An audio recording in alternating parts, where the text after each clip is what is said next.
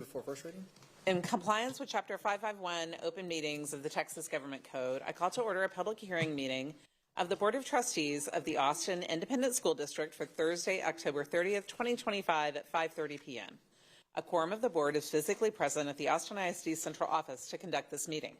This meeting is being broadcast on Cable Channel 22 through Spectrum, Astound Broadband, and on Channel 99 through AT&T UVerse. Closed captioning in English is available on these platforms for individuals who are deaf or hard of hearing. Welcome and thank you for joining us. Next is an opportunity for the public to share comments with the board. This time allows speakers to comment publicly pertaining to the Austin ISD School's School Financial Integrity Rating for 2025. And tonight we have no one who signed up to speak in person. We have one person who left a recorded message, and we will now play that recorded message for public testimony. So please listen carefully. This is Marie, a parent. I appreciate that the board is reviewing the financial integrity rating, and I appreciate what it stands for, but I think that the district should be clear about what it does and doesn't do. The financial integrity rating does not assess the district expenditures, such as being over budget on the bond, legal fee expenses, or the size and salaries of HQ against what is reasonable. Please address HQ spending, legal fees and lawsuits, and staffing at HQ. Thank you.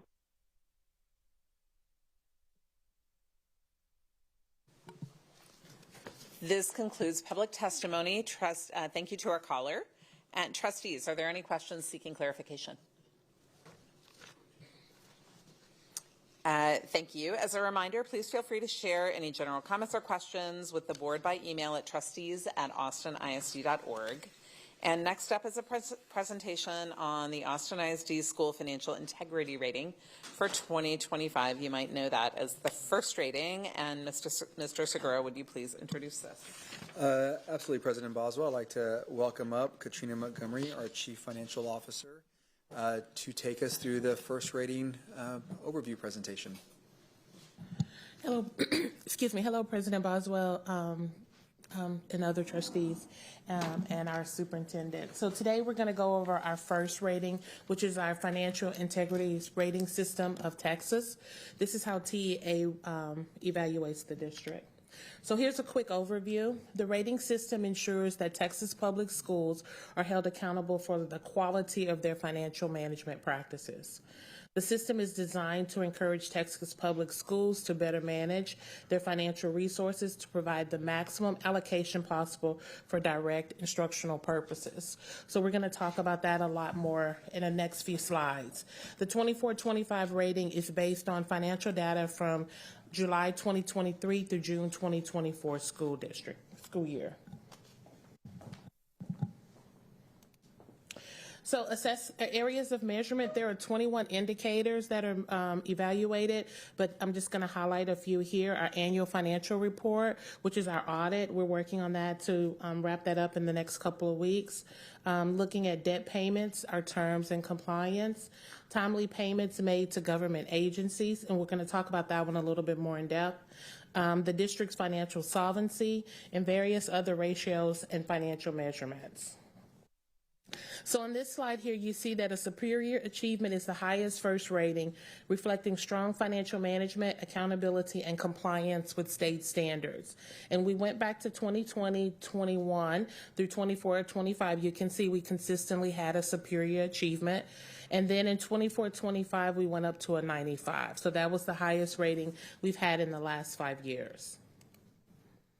And so now we're going to go over the indicators, and the ones that I will talk to you about are the ones that changed from 2023-24 through 24-25. So 1, 2, and 3 stayed consistent, and then I'm going to read 4 because this is the one that changed. Did the school district make timely payments to the Texas Retirement System? We did. Texas Workforce Commission? We did. Internal Revenue Service, we did, and governmental agencies. And you could see in 23-24 the rating was passed. In 24-25 you can see the rating is failed. We missed in November of 2023 by 1 day making our sales tax payment. And so since then that has not happened, but that is one of the things that is rated here on the first rating. Items 6 and 7 stayed consistent. 8 was the measure of current assets to current liabilities ratios for the school district sufficient to cover short-term debt. And last year we had 6, and we went up this year to an 8. 11 and 12 was consistent. 13 was the school district's administrative cost ratio equal to or less than the threshold ratio. Last year we had an 8. This year we approved to a 10. 17 through 21 all stayed consistent.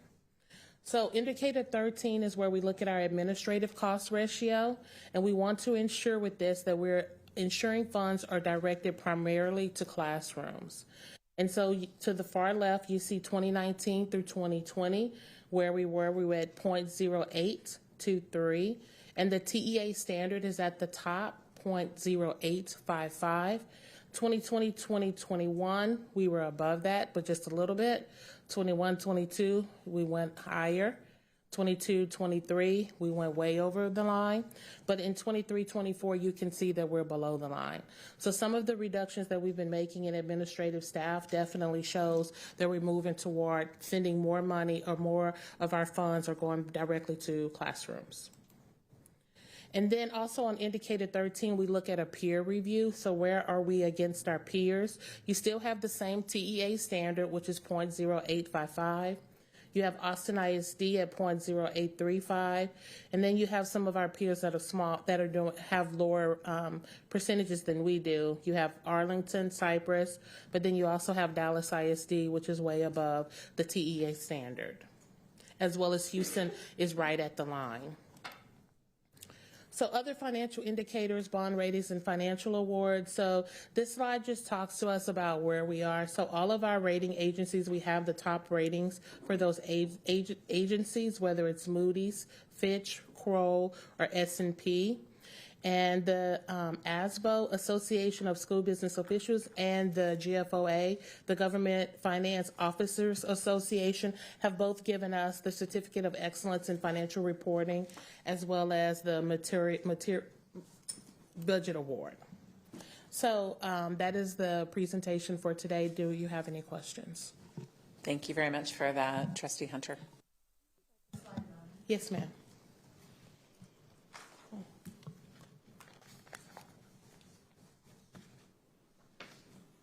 Maybe I meant 10. Hold on, I can't see the number. One Okay. second. It's the bar graph.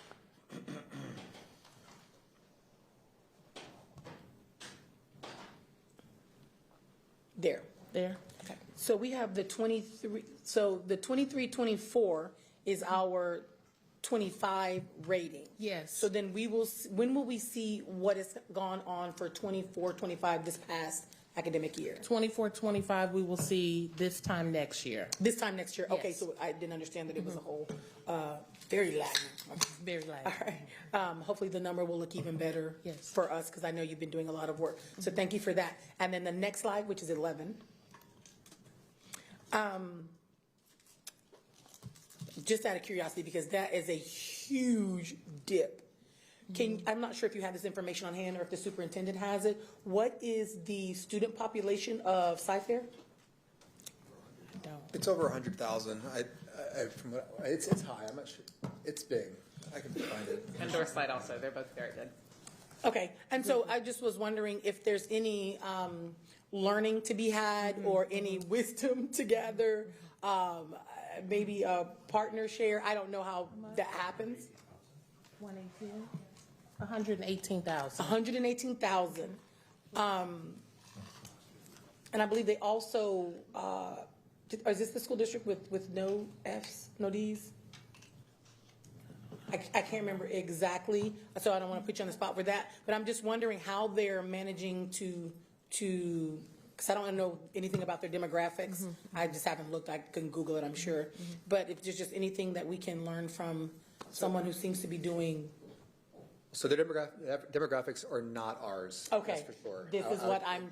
Yeah, I got you. So this is just what I was wondering. Yeah, I can certainly happy to supplement this document with either total student population or demographic percentages and breakdowns. These are very different school districts. They're very different. Cypress is not a urban school district, is the first thing I would say. Dallas, Houston, and Austin are, at least classified as urban, but we can share that information. No, I don't want you to do any more extra work. I was just wondering for my own learning, and I think it's part of the conversations that I'm having with people. When you have a bigger lift, it's harder, it takes more, and I think that's something maybe we haven't communicated well to our community, that it's not the same. So you can look at this numbers on a chart, but understand that the work that's going on is not these blue boxes. It's much bigger, and it costs money. It just does. Thank you. Thank you. Anyone else? So I just want to express gratitude for that administrative cost ratio. I know we saw it spike when we were working to look a little more like Dallas in the way we ran things, and I think we see that disparity in the chart when we look at our peer or other Texas districts, and I know since then we have been working really hard to pull it down, and I think it's important to note that the number we're seeing is 2 budget cycles ago. So we have 2 additional years currently that we have continued to kind of move in a more classroom-focused direction, and I think as our resources get tighter, I really appreciate that work. I know a lot has gone into it, and I know that's a very specific ask that I and some of the other trustees have had. And I do appreciate Trustee Hunter's question about Northside and Cy-Fair, and Northside does look more like us than Cy-Fair does. Bigger, but has some diversity. That's where I'm from originally. And yes, I'm a Northside ISD graduate. And I did pull their org charts, and they're much flatter at the top. They have fewer layers at the top. So I would really love to learn from them as we start building our budget for the next year. We know that we're going to have to make some more cuts, and I would continue to kind of look at and learn from what they've done and see if there's anything worth borrowing. I know there are lots of ways to model, but that's just a question I have as we look at our next budget. Thank you. So one thing I would offer that we need to understand more about. I know these school districts. Each one has a different story, a different place that they're kind of in, and I'm not going to talk about any one of them specifically, but I would say that there's an understanding I think needs to be shared before we begin to make direct comparisons. Yeah. I'll say that. Absolutely. Yeah. And if it were a few points different, but if they're doing it with that much of a difference, maybe we can continue moving in that direction. It's really not to copy, but to understand that there are lots of ways to do it. So, thank you. I also, the coding matters. I just be really, really clear when you're of a certain size and you code centrally, even though you distribute across our campuses. Like an example of this might be instructional coaches. So we code those centrally because we want the autonomy to be able to distribute them as needed.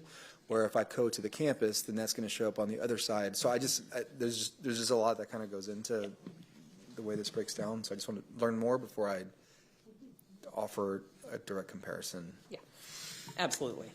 Thank you. Any other questions? All right. Thank you, and thank you, Ms. Montgomery, for the work and the presentation, and really glad to see that remaining so strong and so high. I know in a time when we're really stretching every dollar as far as it can go, it's really nice to see that measure, that we are considered financially sound, even as we're really working to remain that way in a really challenging time. And I know you're doing a lot of work to make that happen. I know you're doing a lot of work to make that happen, and thank you both. Yeah. Thank you. Okay, at this time, we will adjourn our public hearing, take a short break, and then return to open our regular voting meeting. Secretary Gonzalez, do I have a motion to adjourn the meeting? So moved. Thank you. This meeting is adjourned at 5:44 p.m.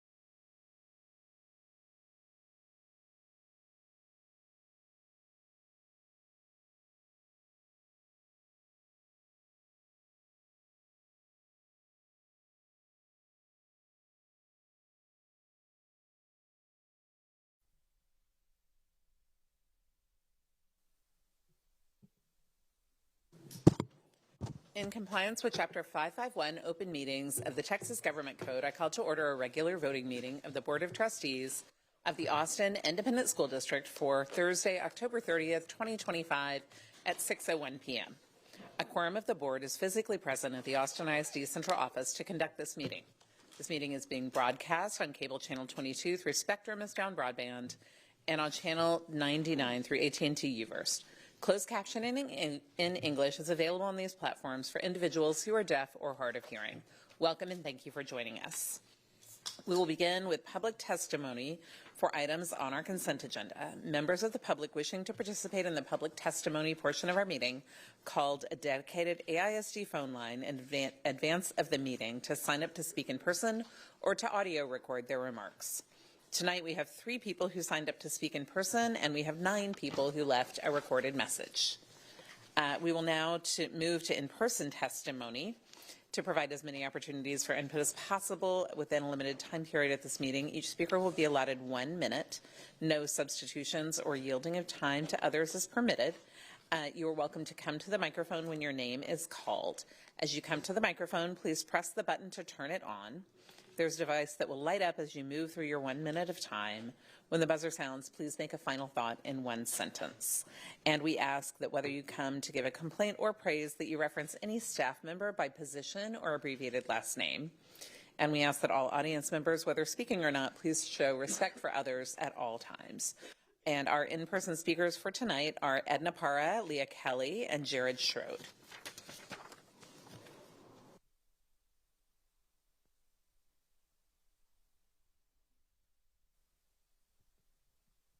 Yeah, if Edna's not here, then Jared Schroed and Leah Kelly. Is Edna here? Also, yeah, any order, it doesn't matter. Thank you.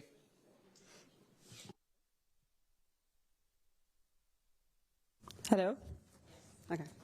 Thank you. My name is Edna Parra, and I'm a longtime East Austin resident and parent. AISD recently shared that it has identified 5 underutilized properties and completed a portfolio evaluation to see which might be declared surplus land. While the document doesn't say which sites are under review, it signals that some campuses may already be evaluated for closure or sale without full transparency. It's likely those details will be shared later, but the lack of transparency with this and across the TAP plan, consolidation process, and budget discussions, along with contracts like this, again, is concerning. At yesterday's meeting at Maplewood with Superintendent Segura and team, it was unclear what it was clear that communication on budgets, academic decisions, and transparency in general has been inconsistent. And nothing has been academically focused, and especially when presenting any of these consolidation plans. Campbell parents also said that they hadn't been contacted at all despite being directly impacted. Merging Maplewood with Campbell, a historically Black school, risks displacing Black families and destabilizing 2 thriving East Austin campuses. 60% of Maplewood parents said that they're already looking at charter schools or public schools, which is fewer students, fewer dollars, and less stability for AISD. I hope that they do a comprehensive public assessment showing how these real estate decisions align with the district's budget, academic goals, and long-term planning. And do you mind finishing your thought and emailing the rest of it to us so we can yes, and stick to our time? Thank you. Yes, thank you. And I hope that that all staff members and all teams genuinely engage both communities to develop a transparent, equitable plan. Thank you. Thank you.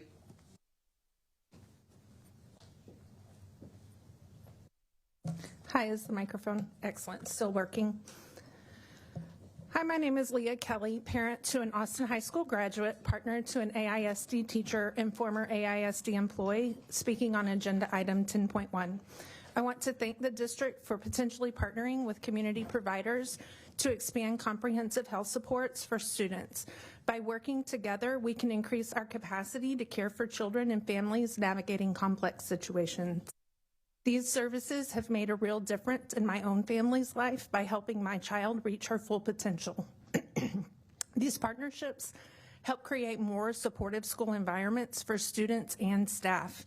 The commitment to spend Proposition A dollars as communicated to voters provides much needed transparency and is an important step to reestablishing trust. Please vote in favor of Agenda Item 10.1, and thank you for your dedication to student well-being, especially during the difficult situation that we find ourselves in now. Thank you.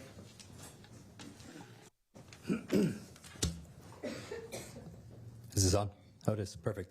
I'm speaking on 2 items. Is that okay?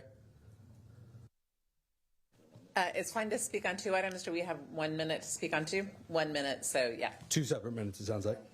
Oh, 2 separate minutes. Yes, so 2 minutes, 1 each. Thank you. Perfect. Yes.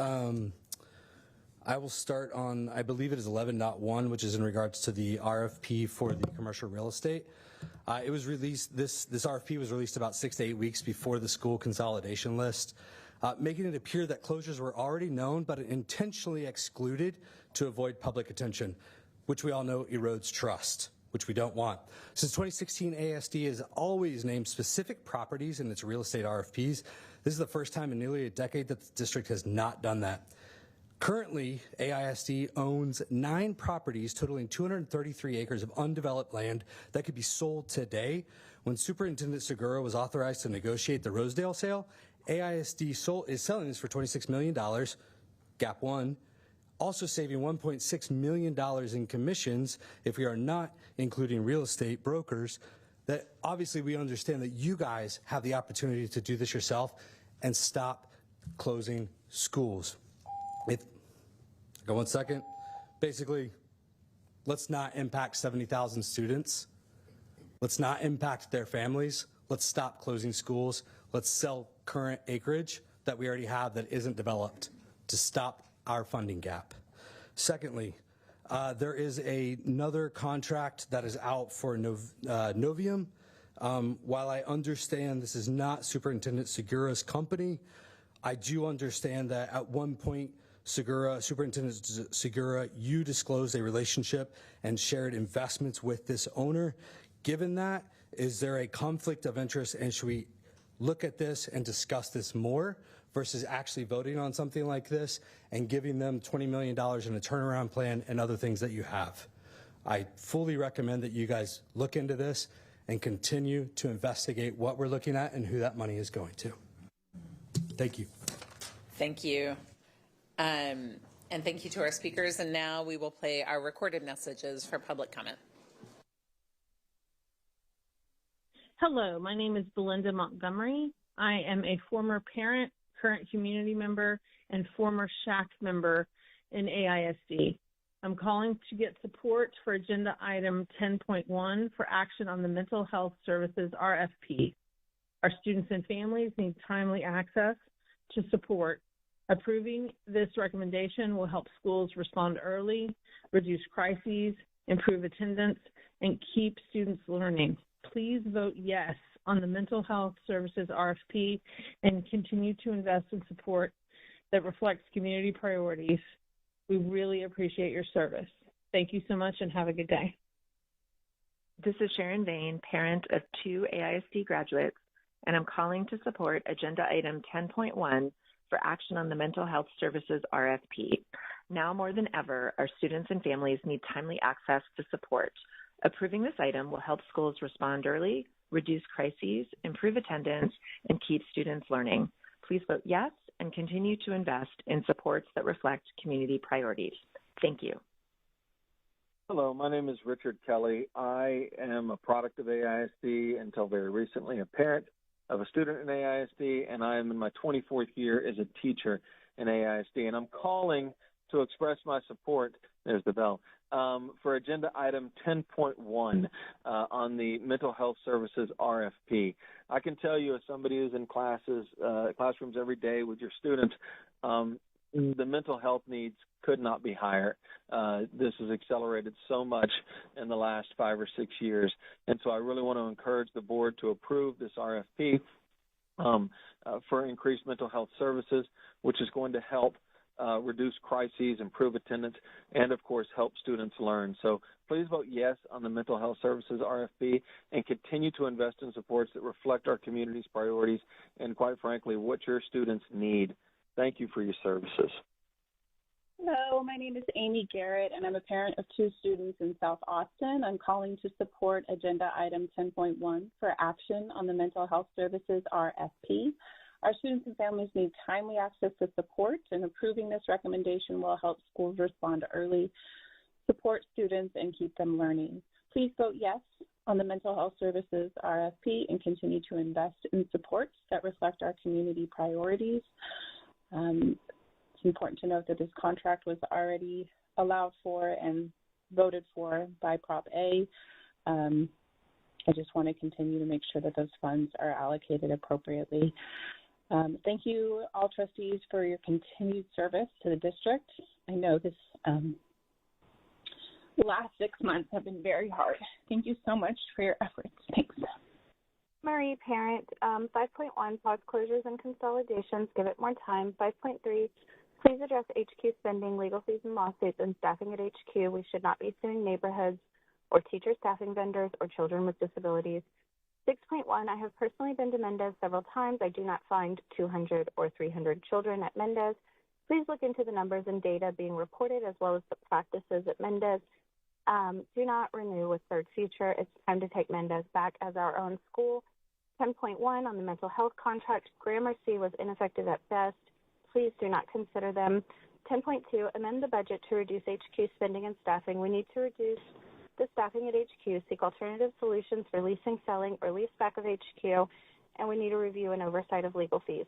12.1, there's not sufficient data posted to meet Open Information Act requirements on this item and some of the others. Only a list of names is visible in board docs for 12.1.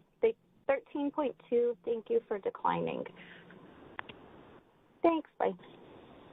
Yes, this is Patrick Rosenthal, and I am calling about the agenda item 8.1, approval of the IB statement of acceptance for Anderson High. Please accept that statement. Also, schools on the closure list deserve a chance to look at all available options. Being on a list doesn't mean a school is beyond hope. It means it needs thoughtful consideration and collaboration. There may be solutions that benefit not just one campus, but the entire district. Innovative partnerships, shared programs, or creative use of space that keep communities strong. The AISD employees, students, and families across the district are counting on you, the trustees, to get this right. Please look at every option, listen to every community, and ensure that all voices are heard, even from those schools facing closure. The AISD employees are burning the candle at both ends. They will do the work for small changes in the plan if you allow them to look into them. Thank you. My name is Greg Foley. I am a parent of 2 students in AISD. I am a child of AISD, a resident in Austin, Texas. I have some major concerns about the budgets and lack of transparency around all of the planning happening now in conjunction with the proposed consolidation and turnaround and school closure. In 2019, Superintendent Matthias Segura came to AISD straight from ACOM, a contractor that wrote the facility report used to justify closing schools. Now he's leading a new round of closures while AISD pays a company called Steady State Impact and TNTP up to $20 million for supposed turnaround consulting for a plan that nobody has seen and is on deadline to be voted for. Parents deserve transparency before we lose more neighborhood schools and more closures and a diminishing AISD. And I want to ask the district to release all the contracts. My name is Cuitlahuac Guerra. I am the parent of 3 Austin ISD students, 2 of which attend a 3UA elementary school, which means for 3 consecutive years, their student outcomes on the STAR test have not been acceptable, and now they are required by the Texas Education Agency to go through a turnaround plan. I also understand that the board is being monitored by Lone Star Governance, who measures minutes as counting towards student-centered outcomes or against. For some reason, discussions about the budget do not count towards student-centered outcome minutes, even though we know how much budgets affect student outcomes. The turnaround plans are the result of student outcomes. The turnaround plans are designed to improve student outcomes. I am asking the board to clarify tonight with the Lone Star Governance Monitor, who may or may not be in attendance, do board discussions about the turnaround plans count against our student-centered outcome minutes, or do they count for our student-centered outcome minutes? Please have the Lone Star Governance Monitor clarify this tonight. Hello, this is Adam Sparks. I just wanted to bring attention to the fact that we're 3 weeks away from a final vote on turnaround plans and consolidations in AISD and have not received any financials for the cost savings from closing campuses.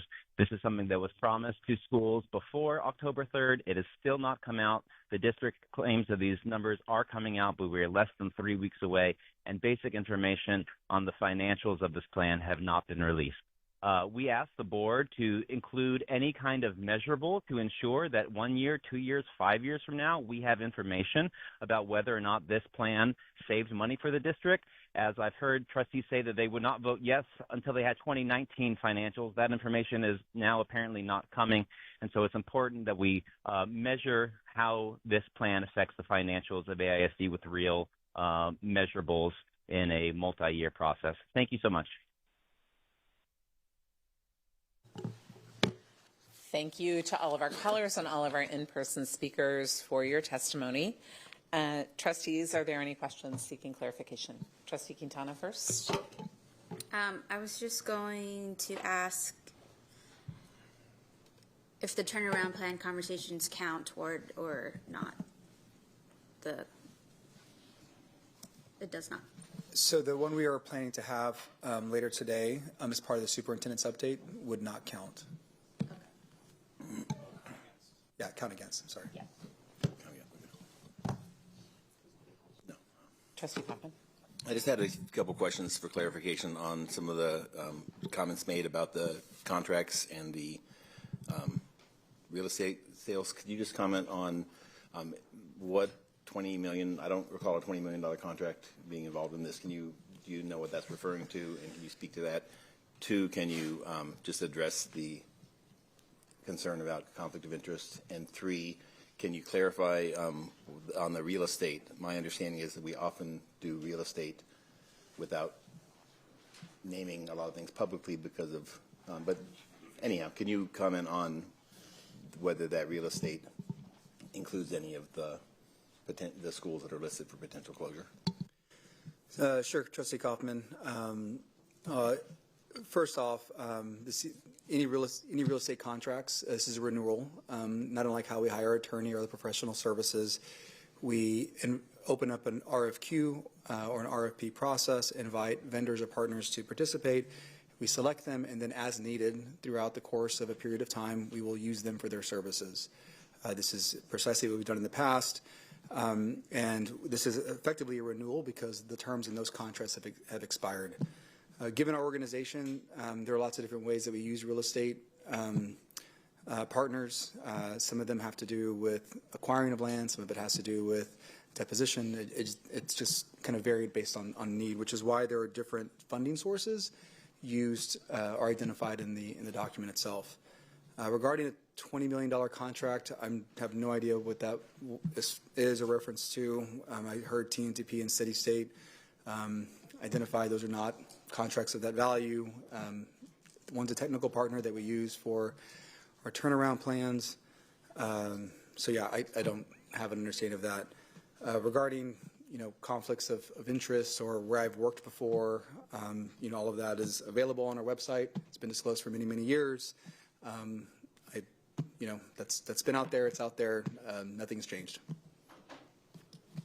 I'm not sure if is there anything else that I think that covered it. Yeah, thank you. I appreciate it. I think the call for transparency is important, but I think also refuting kind of allegations that are unfounded is important. So thank you. Yeah. Thank you. Trustee Hunter.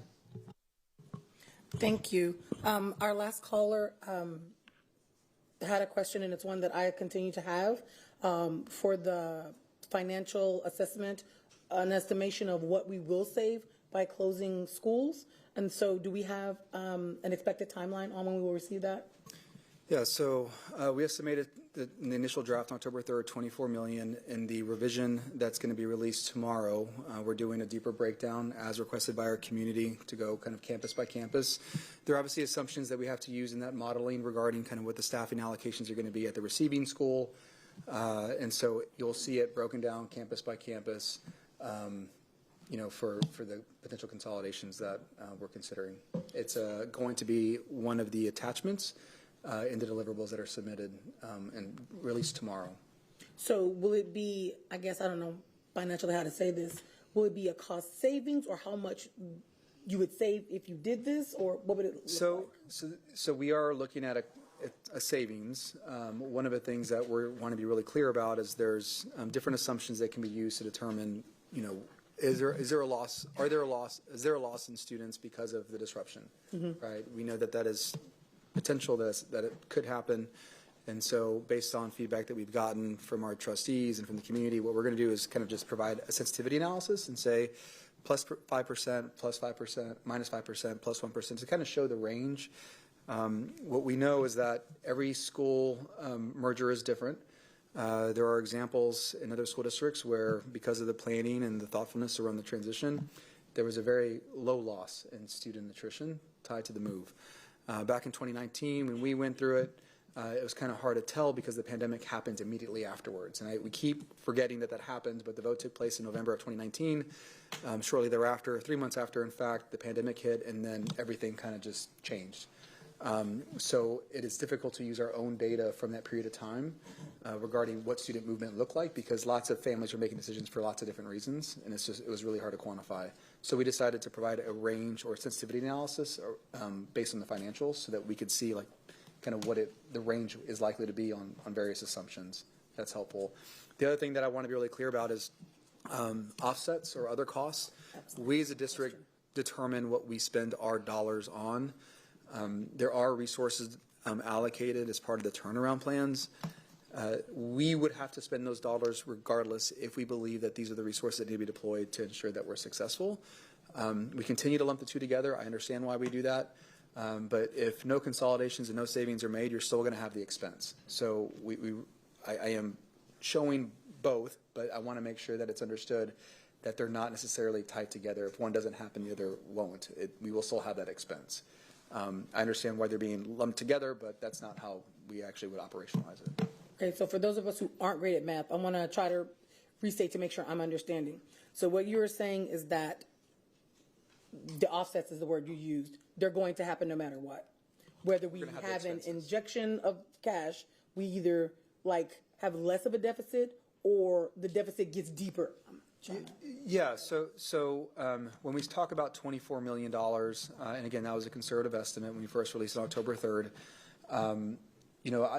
the assumption that a year from now, if the $24 million isn't identified and directly tied to the fund balance or, kind of offset the fund balance, then somehow we were not being transparent, because at the same time we're electing and deciding to spend other things, spend resources on other things.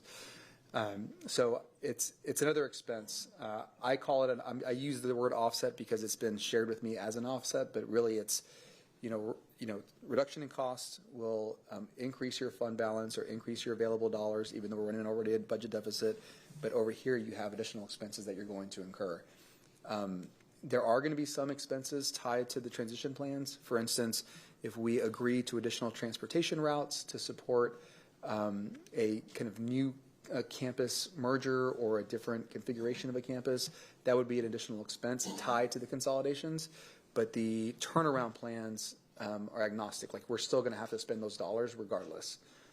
So we're going to kind of lay it out in that way, which is why we've actually broken it out as a separate attachment in the deliverable that will be released tomorrow. Okay, thank you. Thank you. Any additional questions, clarifications? All right. Thank you.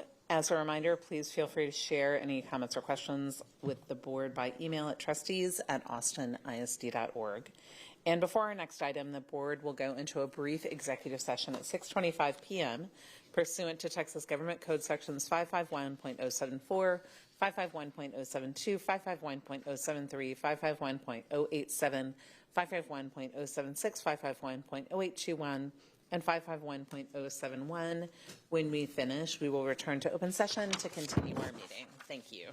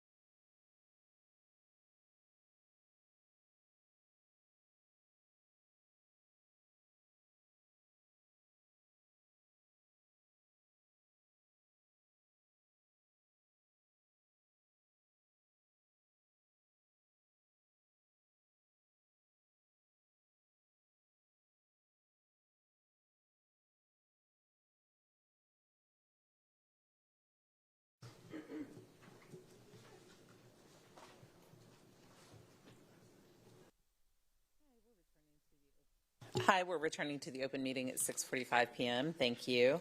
Our next item is under the President's report, and we pause tonight to recognize the passing of a remarkable figure in Austin ISD history. On Friday, Ms. Nan Clayton passed away in Albuquerque, New Mexico. Clayton Elementary School, built and dedicated in 2006, is named in her honor for her impact on our students and our district, and I invite Trustee Kaufman to offer a brief tribute. Thank you.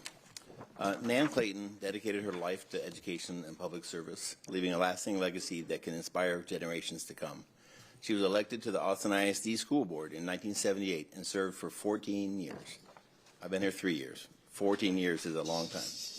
She was the second woman ever elected as board president. She successfully advocated for full-day kindergarten for all children and helped navigate the district through the tumultuous era of early efforts to desegregate Austin schools. She was a constant, courageous voice for fairness and academic excellence. Nan Clayton was a Longhorn, earning bachelor's and master's degrees from the University of Texas at Austin. She was a scientist, working as a water quality chemist for the Texas State Health Department. She was a teacher in both AISD and Del Valle ISD. She was a volunteer, serving as president of the Barton Hills Elementary PTA. She was a South Austin icon, having lived most of her life south of the river before moving to Albuquerque 8 years ago for family and health reasons. She was a spelunker, making history as the first woman to descend into the inner space caverns in Georgetown. I first met Nan Clayton in 2005 when I was principal of Becker Elementary, and she invited me to the monthly meetings of the South Austin Civic Club.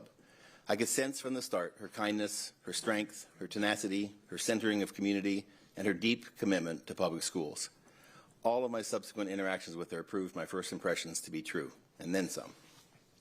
In 2006, Dr. Drew Robinette and I worked together closely as we opened new elementary schools across town from each other.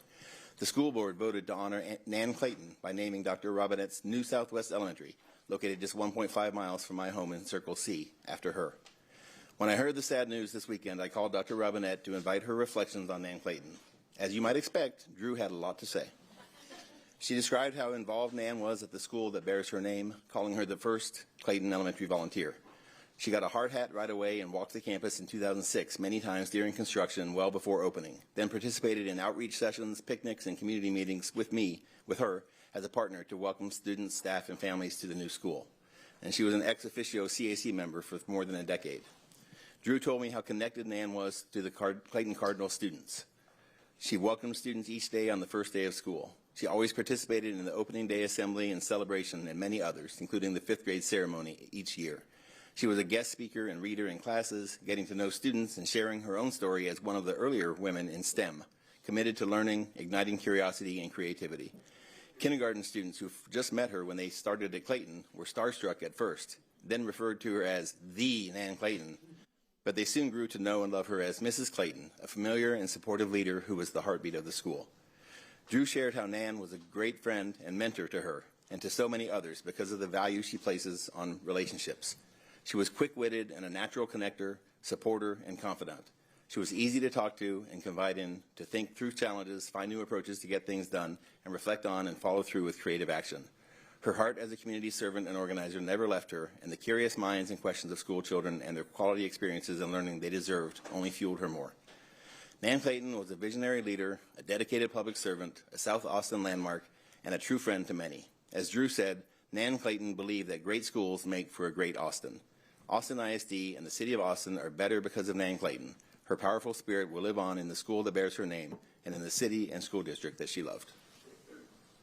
Thank you, Trustee Kaufman, and our thoughts are with people who were close to Nan Clayton, her family and friends. Thank you. So our next item up is going to be our committee reports, and we have posted those committee reports as an attachment to this item on our board doc agenda, and it includes a committee report for the policy committee and the audit committee. Thank you. And the next item up is the superintendent's report. Thank you, President Boswell. I'd like to welcome up Ms. Lakeisha Drinks, Chief of Staff, to share an update on the turnaround plans. We'll also have Dr. Wilson, Assistant Superintendent of Secondary School Leadership, Dr. Amerson, Assistant Superintendent of School Improvement, and Jennifer Pace, Assistant Superintendent of Elementary School Leadership. I will provide a brief presentation and then open it up to questions. Over to you, Lakeisha.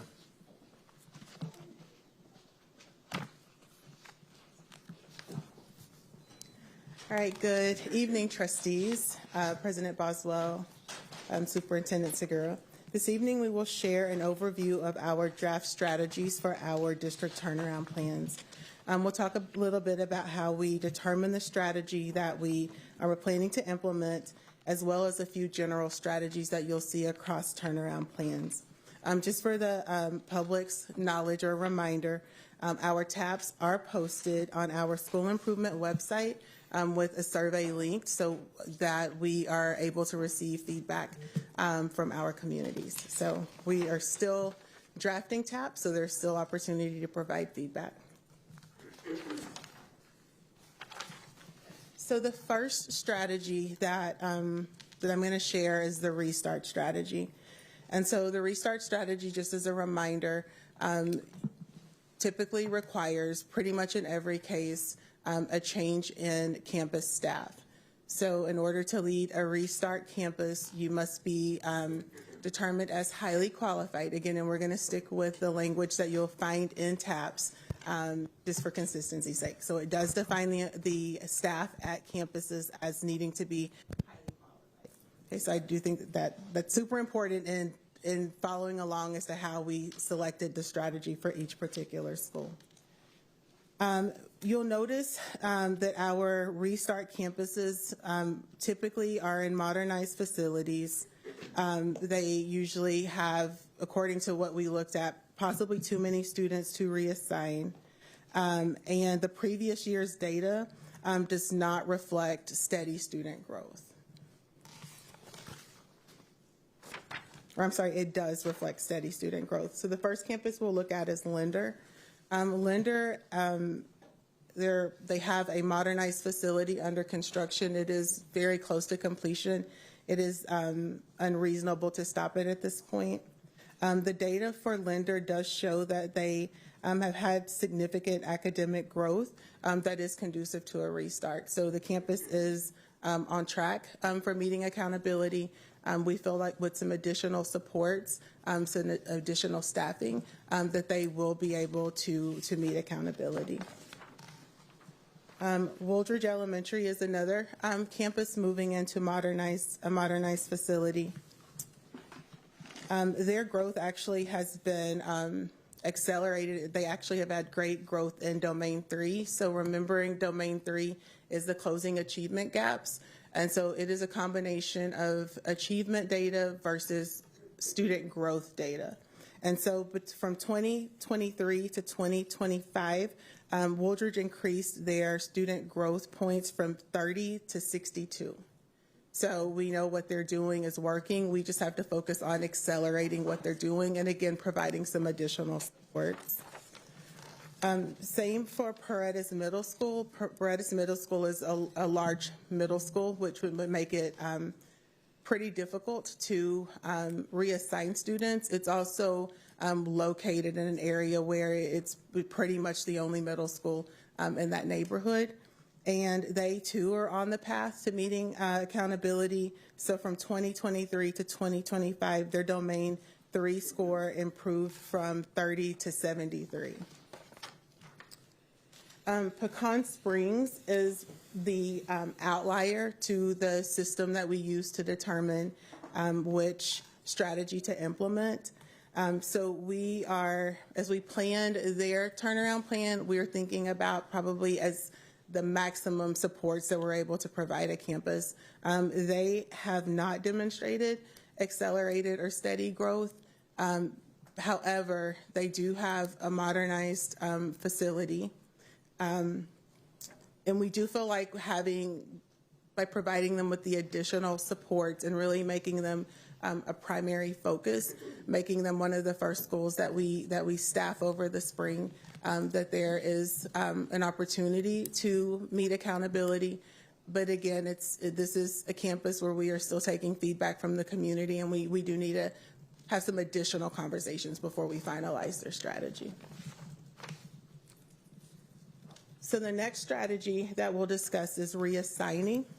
And so when we made the determination to reassign students, in most cases, the schools where they are being reassigned, or at least the majority of the students are being assigned, have acceptable rated campuses, and they're in relatively close proximity. And so we do want to note that some of the campuses were also being considered for a reassignment or a consolidation just as part of the consolidation process. And so it came what we're calling an intersection, right? So as we're moving on the path of coming up with a TAP strategy and as we're working on consolidations, we ended up at a crossroads for some campuses through both processes. And I'll talk about which campuses those are. So Barrington Elementary, 75% of the students are being reassigned to Guerrero Thompson Elementary. Guerrero Thompson is currently a B-rated campus. For the past 3 years, it's gone between A and B rating. Barrington is slated for modernization. However, the construction has not yet started. The campus has not made a significant amount of growth within the last 3 years. And so that was a factor that we considered, because again, we really considered the amount of growth that students made within the last 3 years, and if the campus was on track to meeting accountability with some additional supports. Betachek Middle School, we have 58% of the students assigned to Covington Middle School. Covington is rated currently a C. The other students are reassigned to Mendez and Paredes, much smaller numbers compared to Covington. Betachek has not had significant academic growth to support a restart strategy. From 2023 to 2025, they improved from 57 to a 59. Next, we'll go to Dawson Elementary. Dawson is being assigned at 100% to Galindo. Dawson has also not had a significant amount of accelerated growth, and also the size of their resides population limits their overall number of students. So currently there are around 150 students for the entire campus, and if you think about spreading that out, you have very few students testing, and that's something that you'll also see with Oak Springs. And so when you have such a small group testing, the weight of each student is very heavy, and it makes navigating our accountability system challenging. So I spoke a little bit about Oak Springs when I talked about the size of the campus. So Oak Springs is another one of our small campuses. Right now, our plans have them being reassigned to Blackshear as 100% of the students. I do want to say we've not yet had the community meetings with the Blackshear community, so this is definitely very drafty, I'm going to say, because we do still need to get more input from Oak Springs and also from the Blackshear communities. Next, we have Martin. Again, I think you'll notice a pattern with most of the schools that we are reassigning, and it's that they have very small numbers of students attending. So Martin's a little bit different because their resides area would actually give us more substantial numbers, but not all of those students are electing to attend. So again, small numbers testing creates a very heavy weight on the students that we do have. And so we have Martin being reassigned with 46% to Keeling, 28% to Marshall, and 26% to Lively.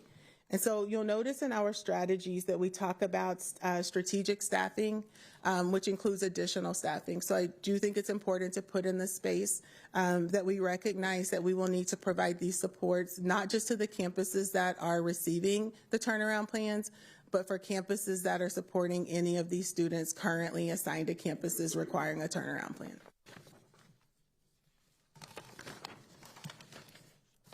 Next, we have Sanchez. Their student growth, too, has been somewhat stagnant. In 2023, their Domain 3 score was a 54, and in 2025, a 58. We have 53% of these students being assigned to Allison. Allison currently has 3 Ds, so that is a 1 UA rating. And so Allison is a campus that is receiving students that will have more substantial support than some of our other campuses receiving students. So I think it's important to say if you're sending students to campuses that are meeting accountability, it is assumed that those campuses have systems and supports that allow their students to grow. In turn, the campus meets accountability, and so we wouldn't want to go into those campuses and really make disruptions. We want to be able to support what it is that they're already doing so that they can support additional students. And last, we have Wynn Montessori. And so Wynn is one of the campuses that, as we were looking at their attendance zone and then that area of Austin, we had additional seats. We have more seats there than we had students. So there was already, we'd already identified the need to reduce seats in that area. Not necessarily Wynn, but in the area, right? So then when we start to develop the turnaround plan and we reached out to the Wynn community, we had a number of engagement meetings. One thing that we did learn from the Wynn community is that they have a desire to keep the Montessori program. And so if we were to restart Wynn, we would not have been able to restart it with the Montessori program. I'm not going to say we couldn't. It would be very challenging because we would have needed to turn the staff over and find new teachers that are bilingual and Montessori certified. And staffing has provided to be a great challenge to Montessori. And so we don't have confidence that we would be able to restart it with the appropriate staff. For Wadane, we have them being reassigned to Rodriguez. 69% students will be assigned there. While Rodriguez currently has a 69, they have historically had higher student achievement. In 2024, they actually were a B-rated campus. And so what we're going to work with Rodriguez on, actually currently working with them on, is just having more consistency in their system and in their supports. And then last, we have our 2 UA campuses. And so with these campuses, we are not implementing such extreme strategies. We are going with the school improvement model. And so in those cases, it really is just supporting the campus with wraparound services, again, in some cases, additional staff, helping them to tier teachers for support. And so upcoming dates as we continue to develop the TAP is on November 20th. We will have the TAP public hearing. You all will vote on the TAPs also on the 20th.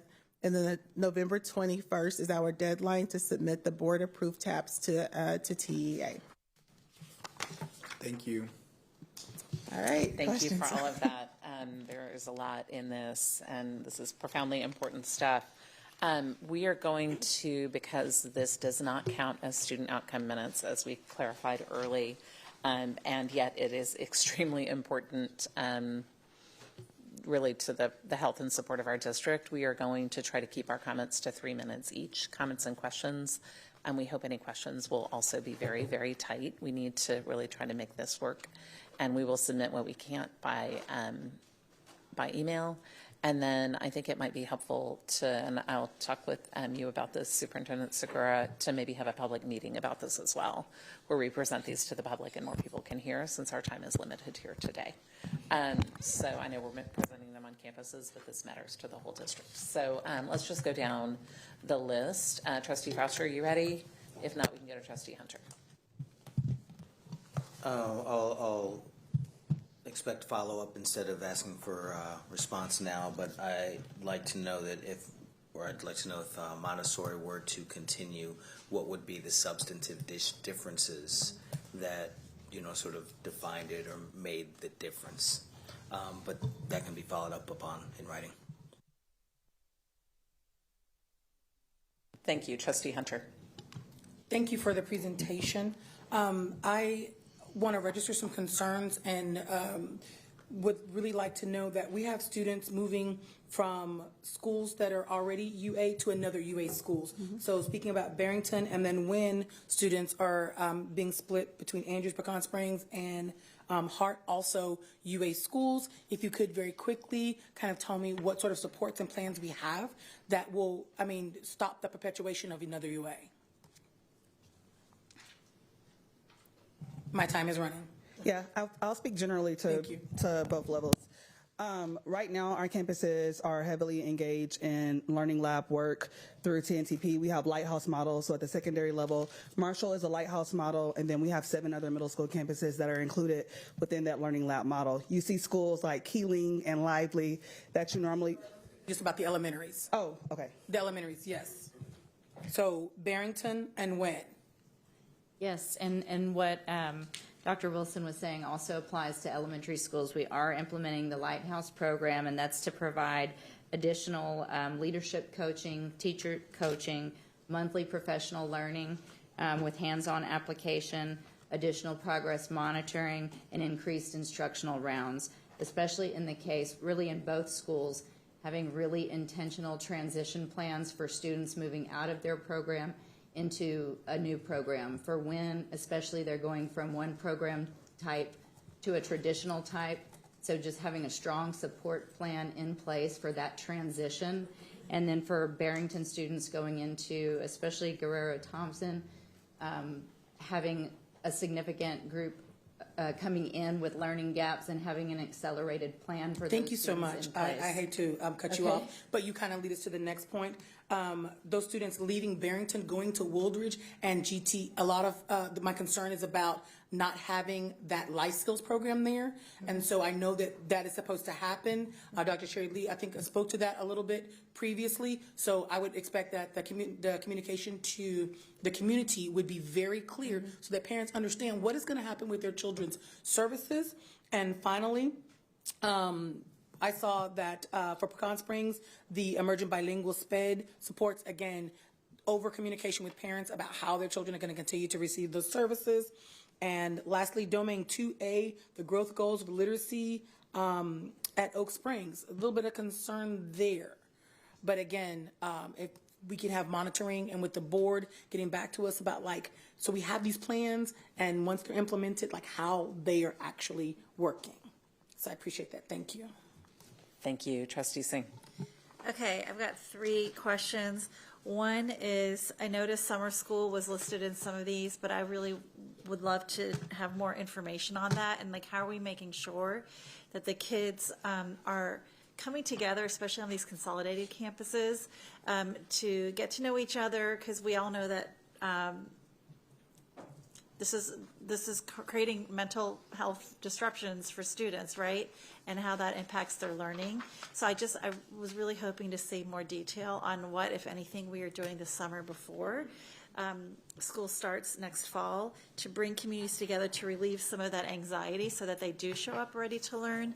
I really, really hope that is in our programs and our TAPs. And what KPIs we're using to determine success for that. So that's one. The second one is I would love to understand the key performance indicators. How do we know we are successful for family engagement? Again, this is a big time of transition for so many of our families. A lot of them don't understand what's going on. I want to know, Superintendent, is there a plan to ensure every single parent gets some kind of human contact with their child's school to understand where their kid is academically with math and reading and create that relationship, because that is critical. I saw mentions of engagement, but I would like to see what we're going to be doing differently, which to me is just deeper follow through with individual parents. And then finally, child study teams. that's not something we talk a whole lot about here, and honestly, I'm not an expert in it, but from what I know, this is when I've talked to at least one principal who was very successful, a very successful Title I school. She said that was like a very key piece of it, is they don't let any kids fall through the cracks. And so I really want to understand, Superintendent, whether it's in the TAP plan or not, what is the district doing to ensure that kids are not falling through the cracks with those child study teams, and how are you as a superintendent ensuring fidelity with our model? Those are my three things. So thank you so much. Trustee Gonzalez. I have questions that related to some of the questions that have already been posed that I can submit in more detail through writing. Thank you. Thank you.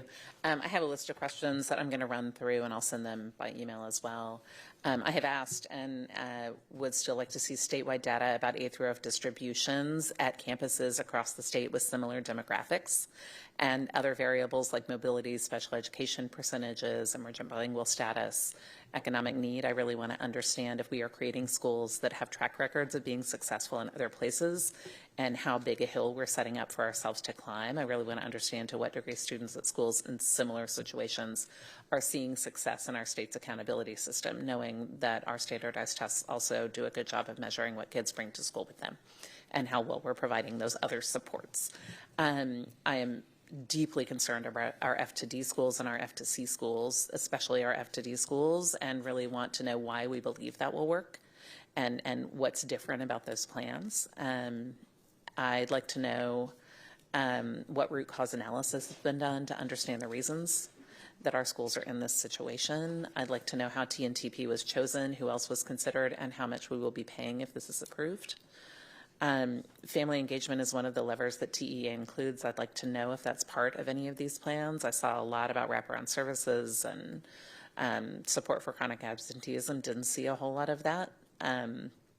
And I know that TEA has some really solid plans for that, so we'd really like to understand that, especially at our elementary schools, but also at our other secondary schools. There are very high numbers of students receiving special education services at some campuses, and I'd like more detail on how we're accounting for that. We know that a lot of these are in areas with a lot of charter schools that tend to have much lower percentages. That concentrates that need on our campuses, and I really want to know how we're addressing that to help our students be successful and help our schools break this accountability chain. There's a whole lot of need among students at many of these campuses. I saw some plans to address that, but I'd like more detail on how we're going to address chronic absenteeism, what we're doing about mobility to help offer supports. We had a tool at one point that we paid for that reduced mobility. Are we planning to wrap that into it so we can help families find apartments? Our parent support specialist used it, and it demonstrated success. Would like to know if we've considered an extended school year at any of our schools. Would like to know what expertise beyond Austin ISD are we leaning into for guidance. There are a lot of people in our community eager to do that. I think we need to talk about that. Dobie, Webb, and Burnett, I'd like to know what we know about how it's working or how it's not working and how that's reflected in these plans. What are our options after TAPs begin if we're not seeing progress to get an acceptable rating? I'd like to know what our plan is for really staffing this. We had a shortage of staff, even to staff those three that counted as highly qualified under TEA's definition. I don't know what our plan is for that, but I'd like to understand that. And then the 2 UA schools, how are these different from the 2 UA tips from last time? And if it didn't work to prevent our 3 UA last time, what are we doing differently to be sure we are? Thank you. Okay. So for Pecan Springs, Linder, Woolridge, Paredes, what happens if any of those schools get an F in 2026 and an F label in 2027?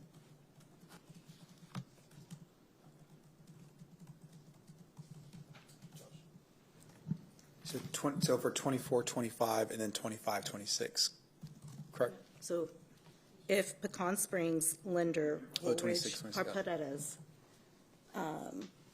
are labeled with an F by TEA in 2026 and 2027, what happens next?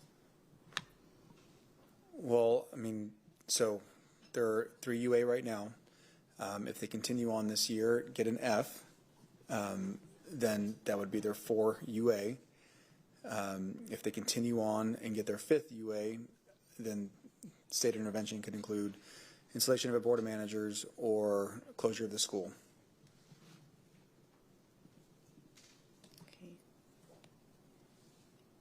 And then how does this plan prevent that from happening?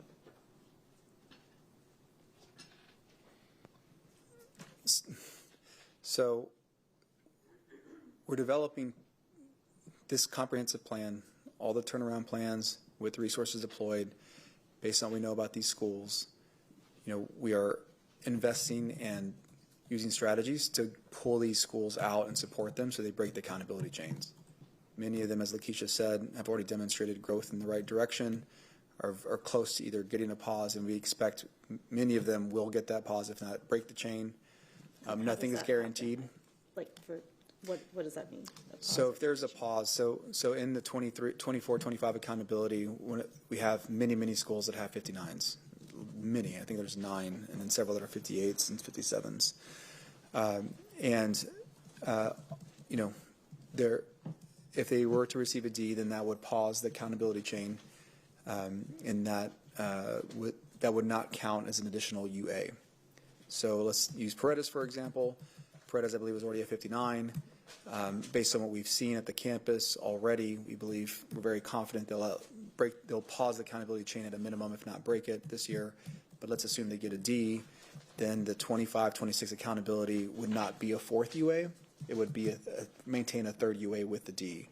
So then 26-27, if they received an F at that point, or if they broke the accountability chain, which is what my expectation would be, then they would never have essentially gotten their 4th or 5th. So there's lots of different combinations, but a D pauses, C breaks. Okay. That'd be 3 minutes, just in case you want to know. All right. And then I will send the rest of my questions, and hopefully there's a place where the public can see the answers to them. Thank you. I'd love to have these questions posted on our accountability, on our school improvement page, please. Thank you. So all the questions that we're getting off the dais, or the ones that are receiving? Okay. Yeah. Thank you. I'm gonna have to. All my questions have been asked and answered. If I come up with anything else. Thank you. Trustee Quintana? I already... Oh, okay. Perfect. Thank you. Okay.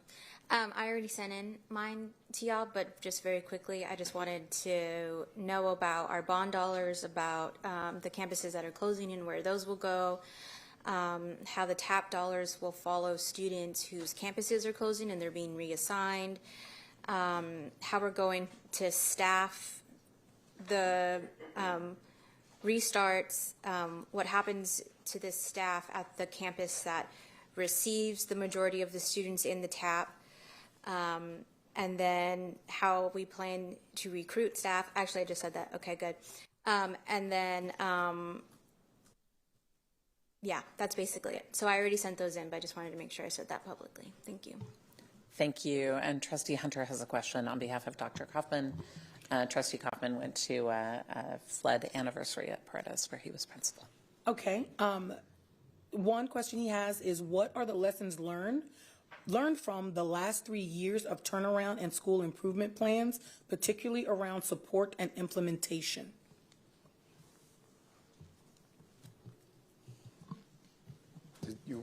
I can provide a brief response. One of the things is, I would say, is that you have to have a thoughtful plan that we know we can execute with the resources we have. The turnaround plans for Adobe, Burnett, and Webb, based on a timeline established by the state, they were very, very tight. And when it came to the hiring timeline that we go through as an organization, it was late into the spring semester. So because of where we are now and because of what we're going through with consolidations, I do believe we'll have ample time to build out the staff, ensure the resources are deployed so that we start the school year successfully. So I do believe that what we learned is time matters. Having time to plan and implement, prepare so that we're ready to go is critically important. That's one big difference this time around.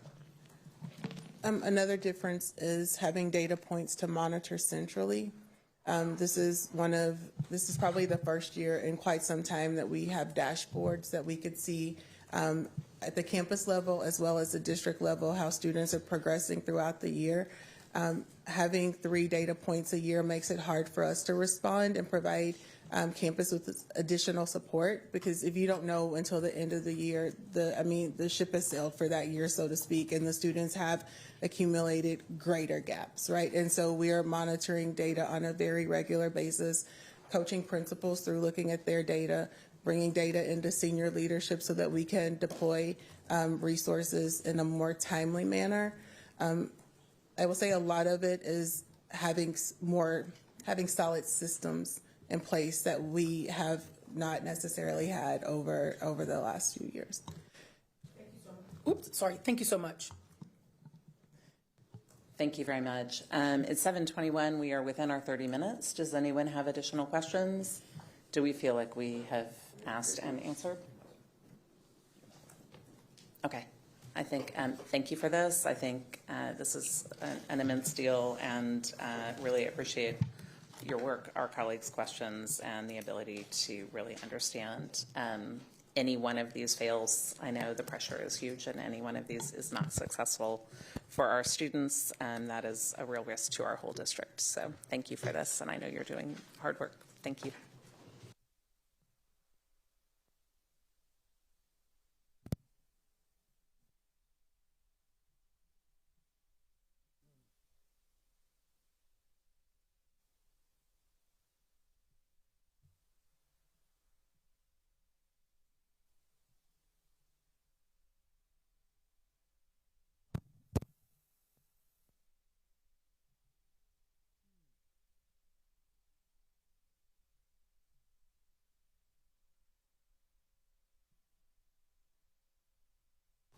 I think we're ready for you.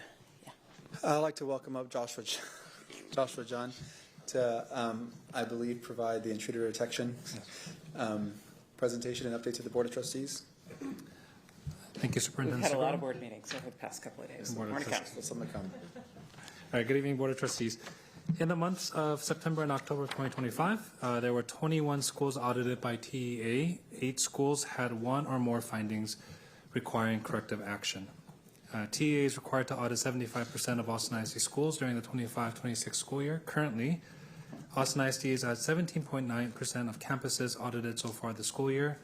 In each of the past 2 school years, TEA has audited 100% of Austin ISD schools for intruder detection audits. That is it. Thank you very much. Are there any questions or clarifications about this update? Right. Thank you very much. All right, Superintendent, can you please introduce our next item? Yes, President Boswell, I'd like to welcome up Katrina Montgomery, Chief Financial Officer, to provide a brief update regarding our budget.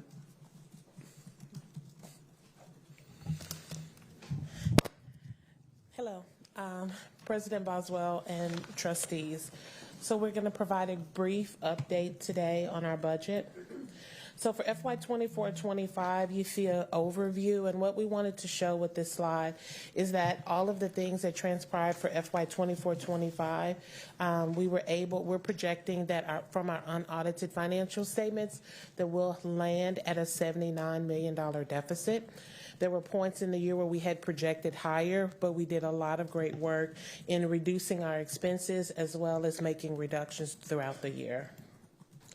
For FY 25-26, this slide here is just an update or a context. And I'm going to point out a couple of points. Our expenditure, our operating budget is $992 million. Our recapture is estimated at $715 million. Cash management, we have some tax collections.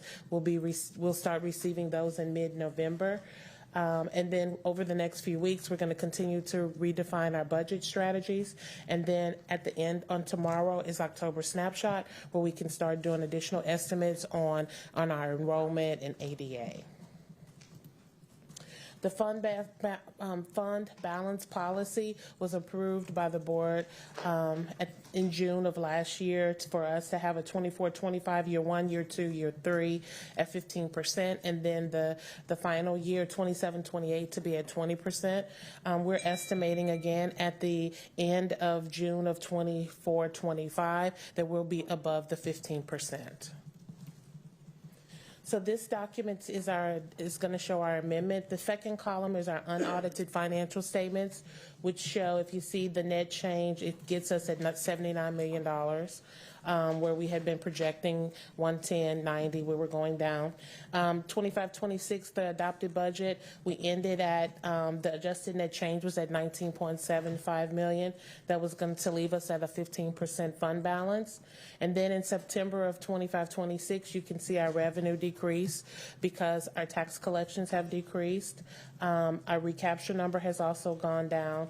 But in total, the adjusted net change will get us at 17.54 with the additional reductions that we have to make of $92.5 million. So as of this amendment, it'll show, as long as we keep to this right-hand column, that will show that we'll have a fund balance at the end of the year of 17.48%. The general fund expenditures spend, we want to give you an update quarterly. So quarterly for 25-26 is in the middle. Our operating expenditures are $216 million. For the first quarter of our budget, that means our spend should have been at $251 million. So we're under our budget by $35 million. Then to the far right, we also want to show you where we were this same time last year. It was the exact same thing. We were at $35 million under budget. What we have to do when we look at these numbers is, even though these look favorably, we have to make sure that we're continuously reducing our expenses, managing our cash, and not continuing to give any additional funds over our budget. So cash management. Agenda 14.2. So we've been monitoring our cash, and as of November 30th, we will not be in the place to make payroll.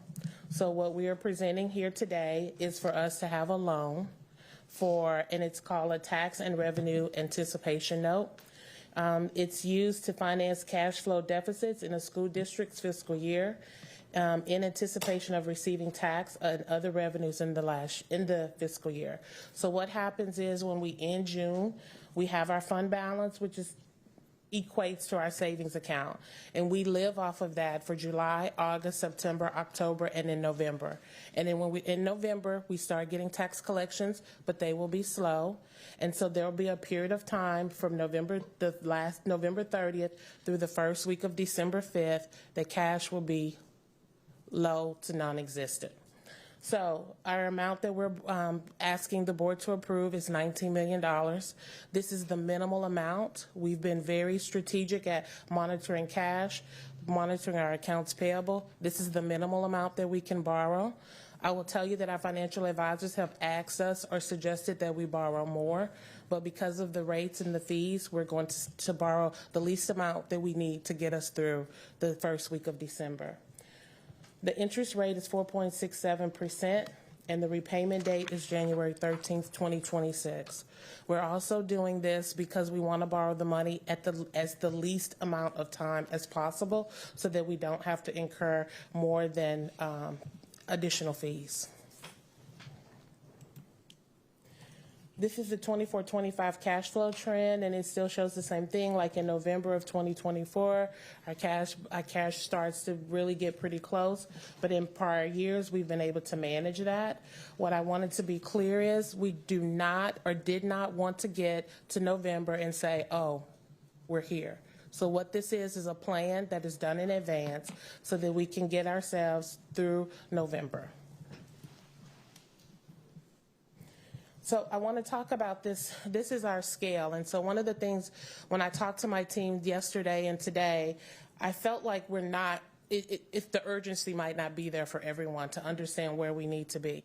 And so I talked about the scale, and Adriana and the team were like, I don't understand what you're saying, but this is the best way we can show the picture.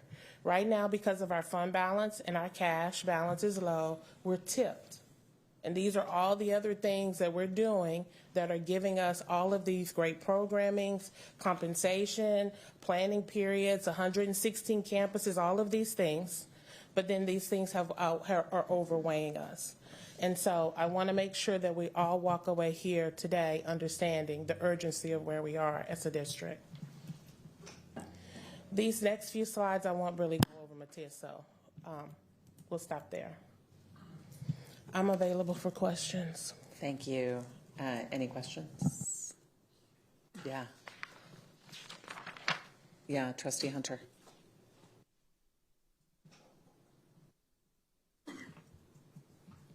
We're gonna do the timer, okay.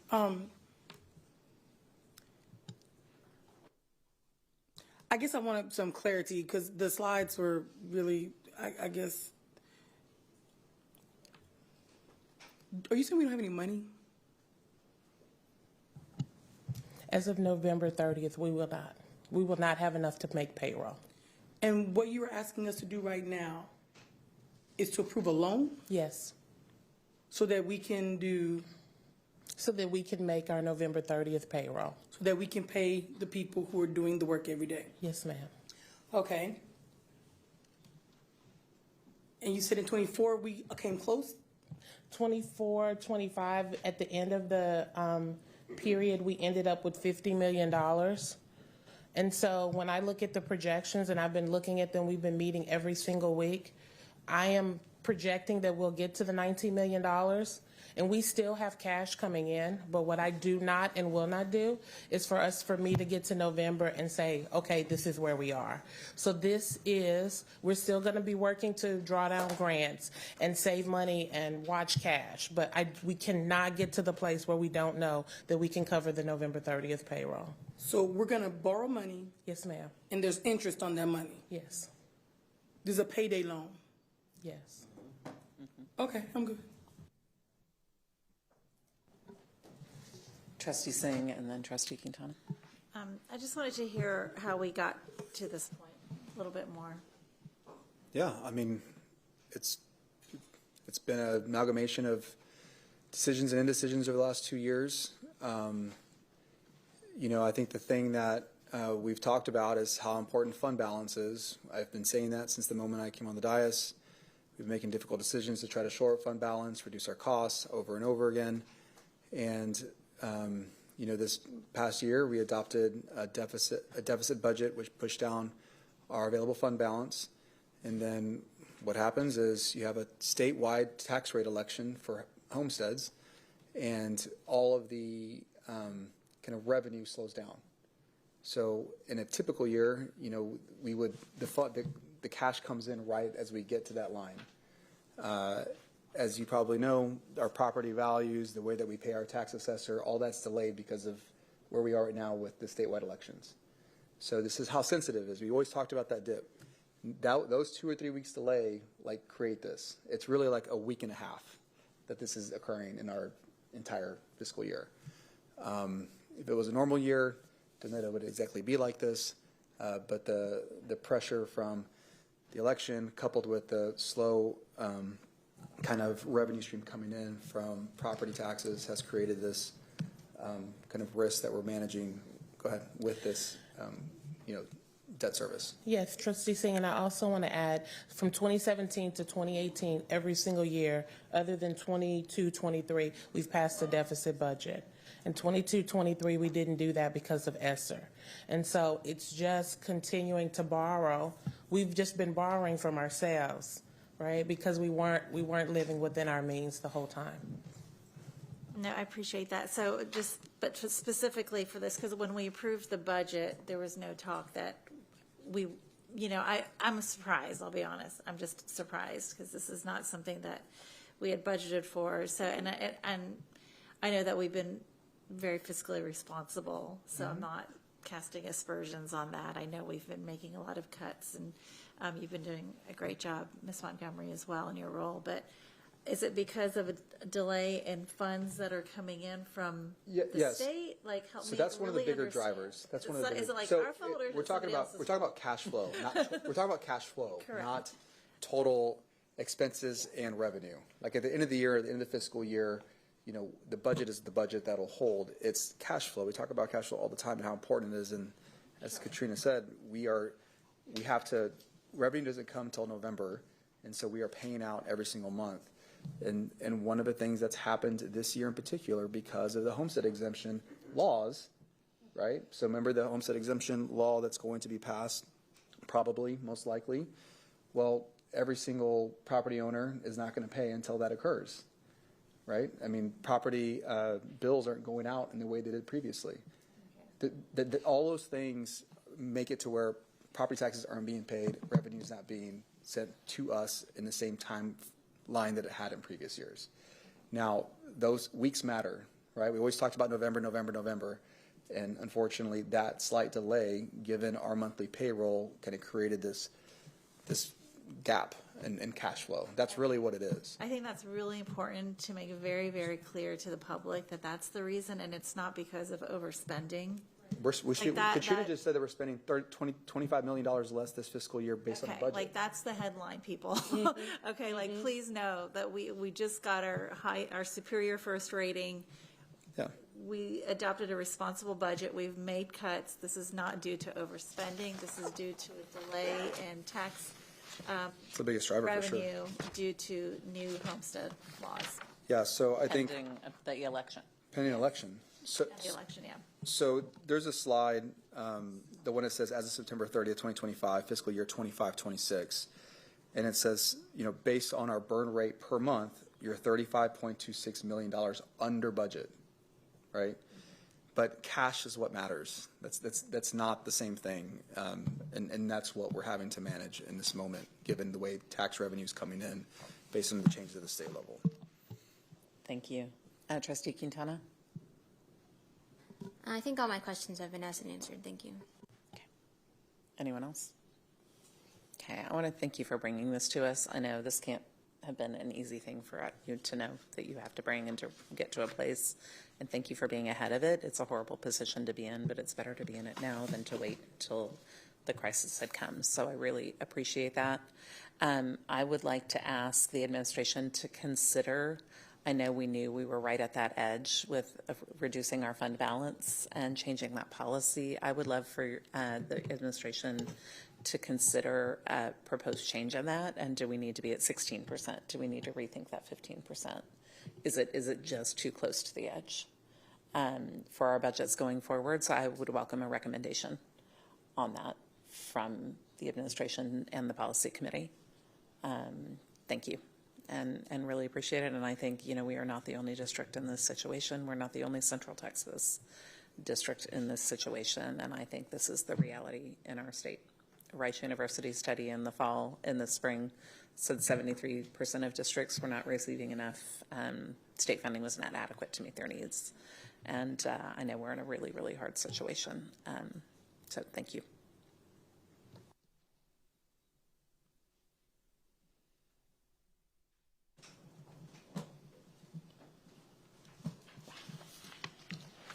All right, that is solemn and hard. Yeah. At the same time, we're trying to pay for all the things we know our students need to be successful, and I think it's really important to understand that. We know how to do it. Our staff know exactly what to do. When we do have the funds, we're showing that it works, so thank you. Our next item up is an update about Mendez and Third Future with our 1882 agreement. I see you here. Thank you for being here with us. As part of that agreement, we've asked our partner to provide a quarterly update, and Mr. Craddock and Principal Miranda have a recorded presentation that's included in board docs tonight, and they have a presentation with backup data. Thank you both for being here. And Superintendent Segura.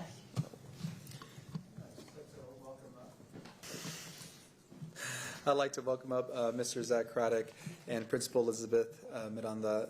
They're here from Third Future to answer any questions the Board of Trustees may have. Thank you for the presentation earlier. Thank you, trustees. Are there any questions for clarification? Trustee Singh. Just super quick, I had submitted some questions that are on board docs, and I think there's some blanks in there, but I would just appreciate getting answers to those questions.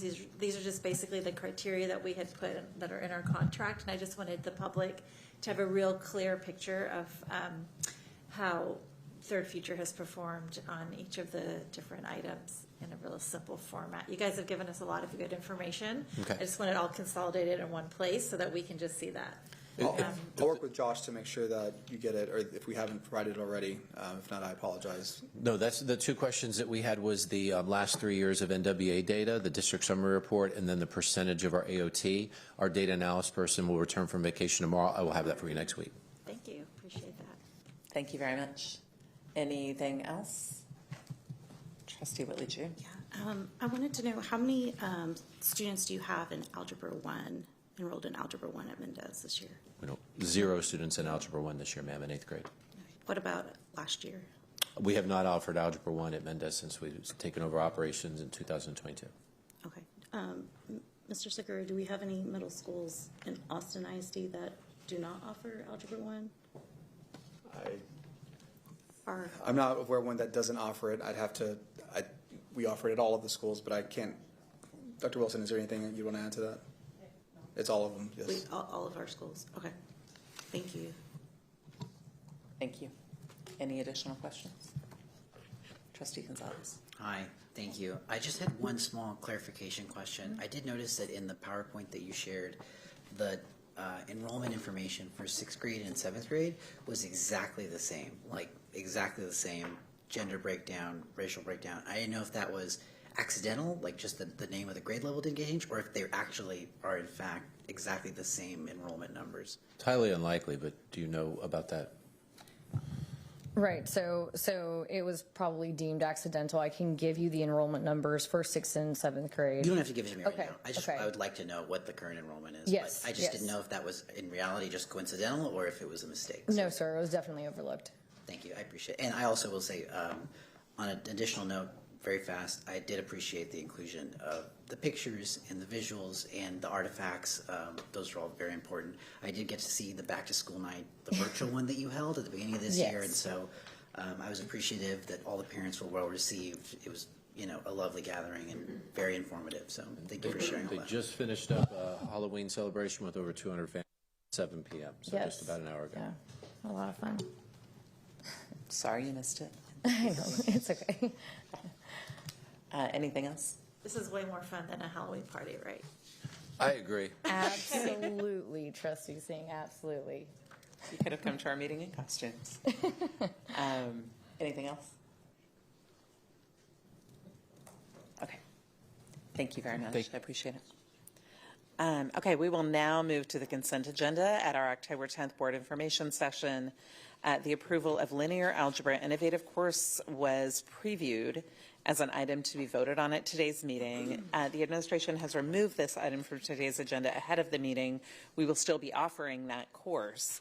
But the State Board of Education is expected to review the rules regarding innovative courses at its November meeting. And as a result of that, the innovative course application process has been paused, and the Texas Education Agency has extended the expiration date for courses requiring renewal this year to the 26-27 school year. So that course will still be provided with no need for a vote. So are there any consent items anyone would like to pull for a separate vote? All right. Secretary Gonzalez, do I have a motion to approve the consent agenda?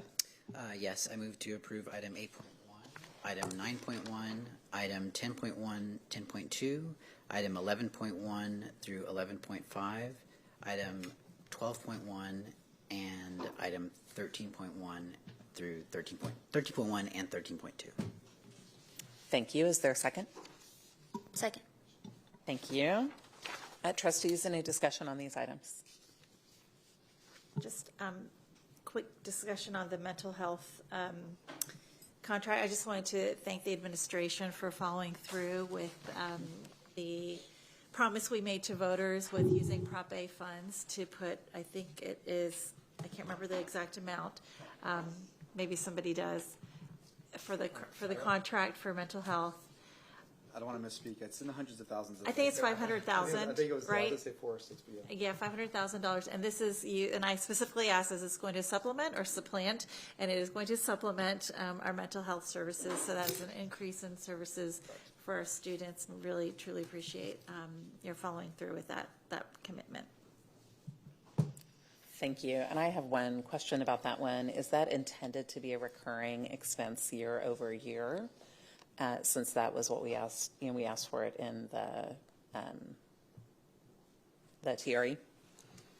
Well, the expense won't be the same. The allocation may change because it's based on services. This existing contract, I guess, can I get familiar? I don't know, Dr. Maxwell, if you want to come up. Long term, the revenue is year over year, right? I can't say what we'll spend the dollars on in 6 years, 8 years, but so the intent is to have the investment move forward. The intent is to continue investing in Correct. mental health services with the money that are community approved. Correct. Okay, that's really my question. Okay. Yeah, I know budgets can change and a lot of things, but that is the intent. Yeah, and contracts can change as well. Yeah. Thank you very much. I appreciate that. Thank you, Dr. Maxwell. Okay, any further questions or comments before we move on to a vote? All right, having a motion by Secretary Gonzalez and a second by Trustee Quintana to approve consent agenda items 8.1, 9.1, 10.1, and 10.2, 11.1 through 11.5, 12.1, 13.1, and 13.2. All in favor, please raise your right hand. And the motion passes unanimously. Thank you. And we have no items that have been pulled. Okay, now we will move to items for separate votes. Secretary Gonzalez, do we have a motion to approve item 14.1? Yes, I motion to approve. I move to approve item 14.1, consider impossible action on LSG quarterly and yearly evaluation. Is there a second? Second. Thank you. So I believe we have Ashley Paz with us via Zoom, our Lone Star Governance coach. This is many quarters in now, and we've seen some shifts. And I would love to have Ashley here. Hello, Ashley, I see you now. Would love to have the chance to go through this together just to help understand kind of what we're looking at, how that's happened. And then there's an annual evaluation. And I know that's part of our commitment under Lone Star Governance as well, and that's something that you'll see reflected on the self-evaluation. So, Ashley, I would love for you to kind of fill our community in on where we are, what this is, and what's different this time, and then we can ask some questions. Does that work for you? Yeah, absolutely. And I think this is the first time we've seen the annual evaluation. I think it would be really helpful for our community to hear about that as well, because that's new in this form. Yes, absolutely. Let's start actually with the annual self-evaluation.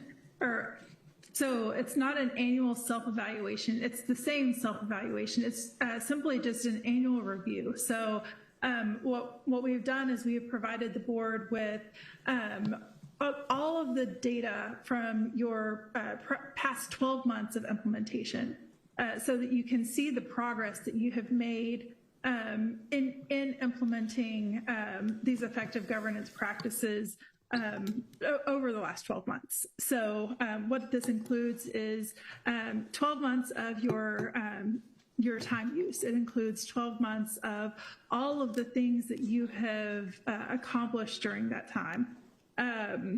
So all of those implementation steps, as you're doing your self-evaluations, those are the conversations that you're having, like, have we checked this box?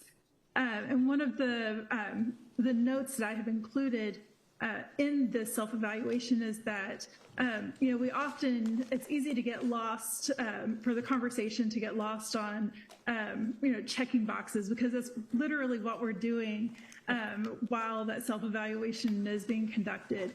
But every single one of those boxes is actually a move toward creating the conditions for student outcomes to improve.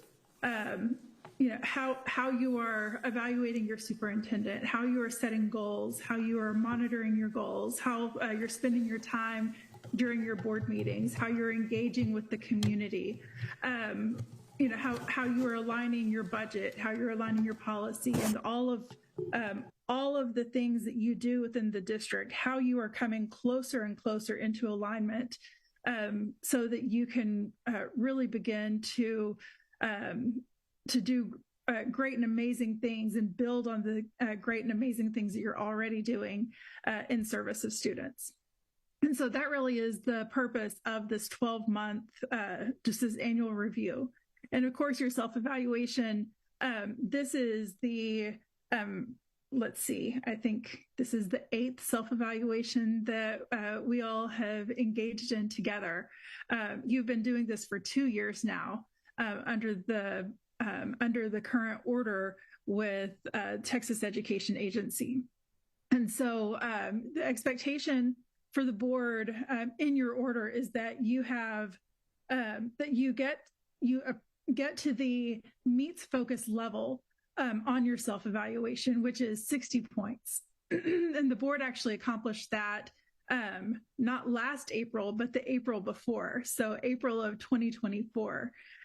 So you need to, the expectation was to get there and then to maintain it, to maintain that status for 3 consecutive quarters. And you have done that. And when you completed that 3rd consecutive quarter, or technically the 4th consecutive quarter, I met with a representative from the Texas Education Agency, and we calibrated the results and, with a little bit of feedback just to ensure that you're able to sustain this work. You all have implemented, you made adjustments based on that feedback over this past quarter. And now this is hopefully the end of the road with this part of the order. This should be the final the final thing that you need to do to meet this part of the exit criteria, specifically that maintaining meets focus for 4 consecutive quarters, which technically this is now your 5th consecutive quarter. Thank you. And then Ashley, can you share a little bit about how we're going to use the annual report in the training we do on Saturday? Yes. So on Saturday, we will begin our workshop with an opportunity to reflect on this past 12 months. And, I will give you some opportunities to reflect on the work. So the board as a whole, so the board as an entity, will engage in that conversation tonight. On Saturday, we'll have a more structured discussion in executive session, and it's in executive session because you will talk about some of the, you'll reflect on individual performance, individual behaviors. And so, we have that conversation in executive session because it is part of you all are officers of the district and you are considered personnel. And so that is an appropriate conversation to have in executive session. When we complete that conversation, we'll come back into open session, and the board, all of the board members will have an opportunity to share their reflections in that public forum if you so wish. Thank you for that. Do we want to talk about the scoring on the self-evaluation and how it differs? Because there are a couple of things that differed because we changed the monitoring calendar. There are a couple of things that are different. Yes. So in last month, your self-evaluation score was 74 points. You made some adjustments to your monitoring calendar this past quarter. And so just because of that temporary adjustment, because of that adjustment, your score will drop just by 3 points temporarily. That will come back up immediately in your next quarter if you choose to continue self-evaluating on a quarterly basis at that point. So that was the first one. There was one other area where there was, I think the majority of the board had given you, had assigned 9 points for the last section, I believe synergy and teamwork. And that was to, so the descriptor is that the board, rather than the superintendent and administration, completes the majority of Lone Star governance tasks. And so you have definitely begun to transition into doing that. Secretary Gonzalez has met with me and your administrative team for the last couple of months and done some calibration. And so we definitely are on the right track for being able to do that. But we still have a couple of additional things that the board really needs to take ownership of. One of them being to facilitate the self-evaluation process. Thank you. I also want a point of clarity that I think is really important to note. I want to give credit to all of my colleagues and to you as our coach. I think we have done this for 6 extra quarters now. So it's our first quarter, we owed 3, and then we've had 3 more. So we've had a full 7 quarters that meets. So credit to everyone who has done the work to meet our order very, very diligently and with great seriousness, and to really lean into this work to make sure those things were happening. So thank you. Trustees, do we have questions, comments about this? Trustee Hunter, and then we'll go to Trustee Gonzalez. Thank you. I'm so sorry. I just have a clarification. There's a great deal of concern in our community as we continue to monitor our time, and as we've been doing this, you said now for 7 quarters? You said 7?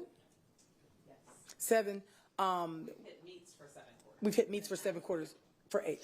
We have a better understanding, but when we explain to our community that talking about, say, turnaround plans or the activity even that we're going to do on Saturday does not count, do you perhaps have a more cogent way of explaining that so that we can carry that forward to our communities?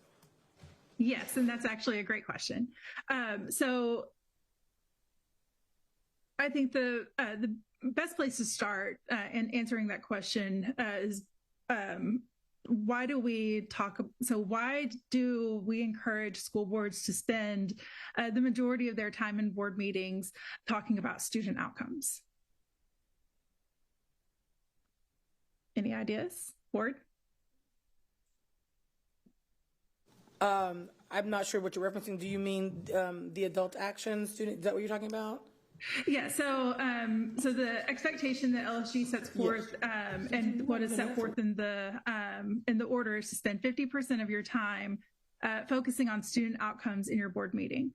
And it's been a while since we've talked about this, so it's fine if no one remembers. But the question that I asked is, why do we encourage that? Why is that the recommendation? It's because that's why schools exist. That's why school systems exist. School systems exist to improve student outcomes. And so that's because that is why school systems exist. School boards exist to represent the vision and values of the community as it relates to student outcomes. The way that you're going to do that most effectively is by spending the majority of your time focused on those things. And so when we talk about focusing on student outcomes, we're specifically talking about the items that are directly related to student outcomes. So actually not directly related to student outcomes, that directly are student outcomes. So things that students know and things that students are able to do. Those are student outcomes. Everything else that the school system does is important, but the student outcomes are the reason that school systems exist. And so by spending your time, at least 50% of it, focusing on student outcomes, that is how you are communicating your priorities to the community. That's how you are actually driving administrative action, but by the things that you are discussing in your board meetings. Now, that's not to suggest that the other 50% of time isn't important. It actually is critically important, as you all have communicated and demonstrated tonight. And so, I think last month your time use was 77%, which is incredible. But the expectation isn't 77, it's 50%.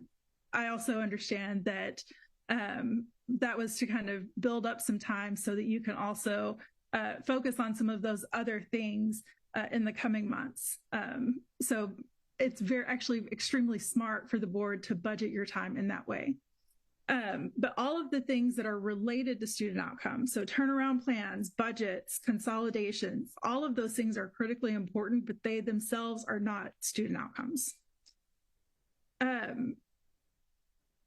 I want to pause for a second before I have one other thing to add about the workshop on Saturday and that time use. But before I go there, are there any other questions about this idea about student outcomes specifically? No, thank you. I appreciate that. Thank you so much. Yeah, and just clarification on Saturday.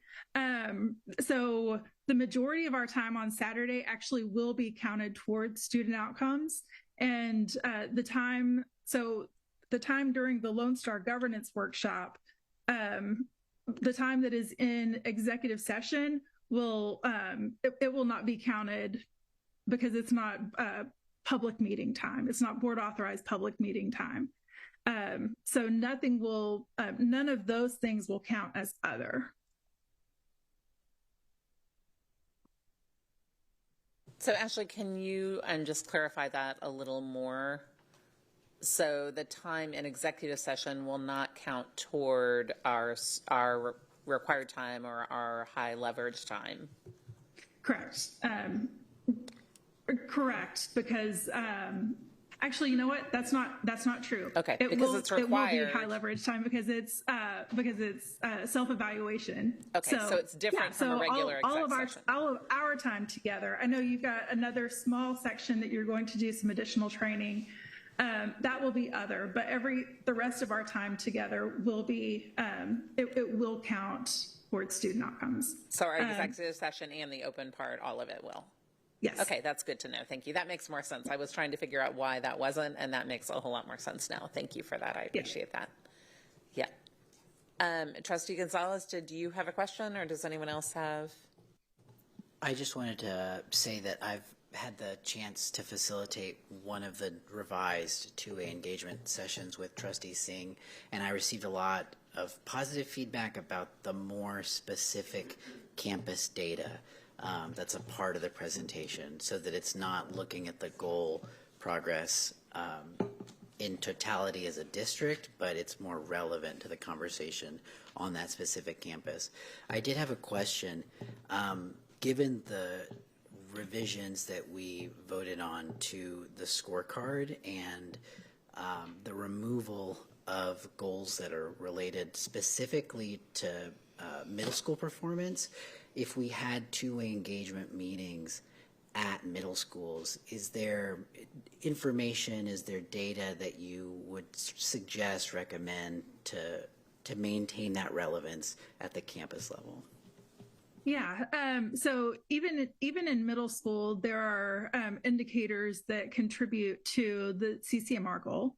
And then your first and second goals that are specific to third grade, that those goals are actually, you're focusing on student outcomes that are going to actually, so if students improve in those areas, then they are more likely to be successful in middle school. So you're actually bolstering the middle school experience by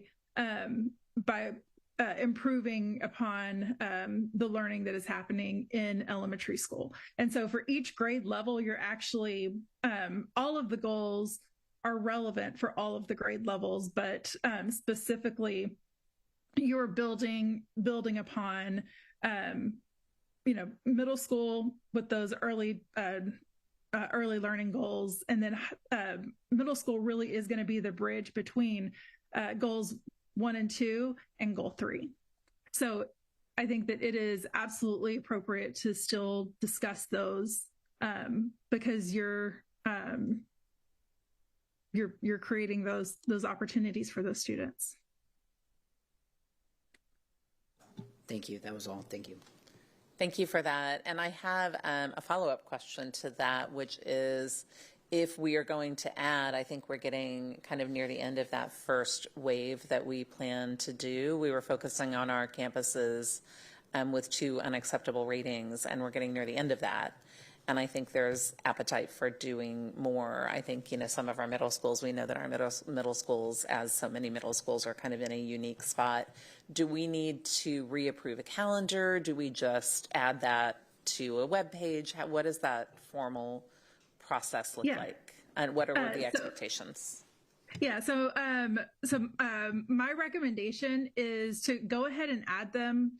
And even if you need to go back and approve them retroactively as a board, the board taking that action as an entity, saying these are like this is board-led engagement. These people, these board members, they are authorized by the board to go and speak for the board at these meetings. It's just an extra step to reinforce like this is our shared message, and we'll speak to that much more on Saturday. Thank you. So to clarify, we could schedule more for November and then approve them at our November voting meeting, even though some of them will have already happened by then. Yeah, that's totally fine. Thank you. That's helpful. I have a follow-up Trustee to Singh that. has a follow-up. If we wanted to, it's been a while since we did the board-led staff two-way community engagement, and I would love, and especially since we have changed the scorecard a bit, we haven't done it with the newer revisions. So Ashley, I've seen your face, so yes, we could do that as well. And schedule that as well. Okay. You all get to define who your community is, and so you are never going to hear me say no. Don't go engage those people. It's my perspective. The more engagement you do, the better it is for Austin ISD. Thank you. Thank you. Do we have additional questions or clarifications? All right. Ashley, thank you so much for being with us. I appreciate it. Of course. Thank you for your guidance to help us take this very, very seriously for a very long time. Really appreciate the stakes are high for a lot of reasons, and we really, you helped us lean in and do all that was required, and I really, really appreciate it very much. So I am privileged to be on the journey with you all, and I look forward to seeing you all in just a couple of days in person. Yes, we have a long packed day together, so looking forward to it. Thank you for making the trip to be with us. I appreciate it. Have a good night.